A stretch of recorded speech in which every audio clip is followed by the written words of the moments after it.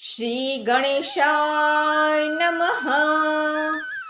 ઓમ શ્રી સરસ્વત્યે નમઃ. યા દેવી સર્વભૂતેષુ વિદ્યારૂપેણ સંસ્થિતા નમસ્તસ્યૈ નમસ્તસ્યૈ નમસ્તસ્યૈ નમો નમઃ. નમસ્તસ્યૈ નમો નમઃ.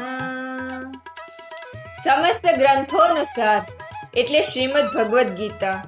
જીવનના દરેક પ્રશ્નનો જવાબ એટલે શ્રીમદ ભગવદ્ ગીતા. અને જીવનની દરેક મૂંઝવણનો ઉકેલ જેમાં છુપાયેલો છે એટલે શ્રીમદ ભગવદ્ ગીતા. જેના પ્રથમ અધ્યાયનું નામ છે અર્જુન વિષાદ યોગ. આ અધ્યાયમાં અર્જુનનો વિષાદ એટલે કે તેના મનમાં રહેલો શોક તેણે ભગવાનને કહ્યો છે. પ્રથમ અધ્યાયનો ચોથો શ્લોક છે અત્ર સુરા મહેશ્વાસા ભીમાર્જુન સમાયુધિ યુયોધાનો વિરાટસ્વ ધ્રુપદસ્વ મહારથ. એટલે કે આ સેનામાં મોટા મોટા ધનુર્ધારીઓ છે.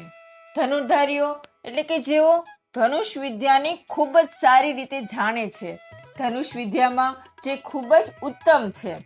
તેમજ આ યુદ્ધમાં ગદાધારી ભીમ અને ધનુર્ધારી અર્જુન જેવા શૂરવીરો પણ છે.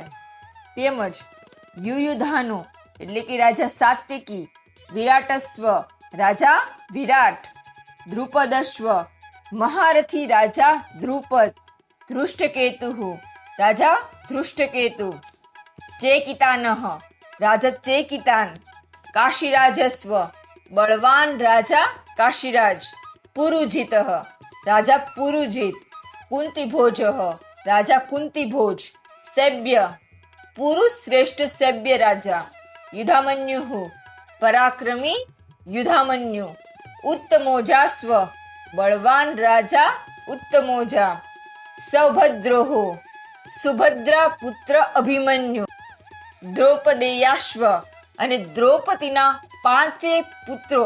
આ બધા જ ખૂબ જ મોટા મહારથીઓ છે. અને ટૂંકમાં કહીએ તો દુર્યોધન પાંડવ સેનાના મુખ્ય યોદ્ધાના નામ દ્રોણાચાર્યને જણાવે છે.